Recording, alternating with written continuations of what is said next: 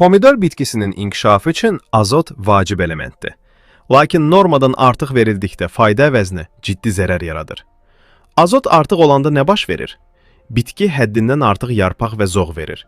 Çiçəklənmə zəifləyir, meyvə sayı azalır. Çiçəklər tökülür. Bitki yaşıl görünür, amma məhsul vermir. Göbələk və zərərvericilərə həssaslıq artır. Bitki yumşaq toxumalı olur, stressə dözümsüzləşir. Əkinçilərin ən çox etdiyi səhv. Bitki zəifdir, biraz da azot verim, canlansın. Əslində isə bitki zəif deyil, artıq azotla boğulur. Doğru yanaşma necə olmalıdır? Vegetativ, yəni ilk mərhələdə ölçülü azot.